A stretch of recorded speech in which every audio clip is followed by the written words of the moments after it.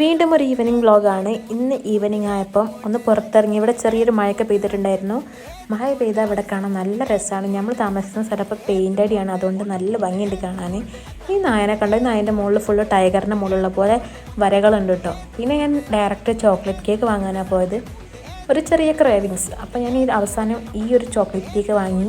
പിന്നെ ഹസ്ബൻഡിന് ബ്രോസ്റ്റഡ് വേണമെന്ന് പറഞ്ഞപ്പം ബ്രോസ്റ്റഡും കഴിച്ചതല്ല അവിടുന്ന് വാങ്ങി. പിന്നെ ഞാൻ അവിടുന്ന് ഒരു ചിക്കൻ പോപ്കോണും കൂടെ വാങ്ങിയിട്ടുണ്ടായിരുന്നു. വീട്ടിൽ വന്നതൊക്കെ കഴിച്ചുകൊണ്ട് പേളിമണീൻ്റെ വ്ളോഗ്സാണ് കണ്ടുകൊണ്ടിരിക്കുന്നത്. ലാസ്റ്റ് ഇപ്പോഴാണ് ട്വിസ്റ്റ് നടക്കാൻ പോണത്. ഞാൻ ആ ലാവ കേക്ക് പൊട്ടിച്ച് കഴിക്കാൻ തുടങ്ങി ഗൈസ്. ബാക്കി എൻ്റെ മുഖത്തൊന്നും നിങ്ങൾക്ക് മനസ്സിലാവും അതിൻ്റെ ടേസ്റ്റ് എന്തായിരുന്നു. ഭയങ്കര എക്സ്പെക്റ്റേഷനോടെ ഞാനത് വായിലേക്ക് ഇട്ടതാണ്.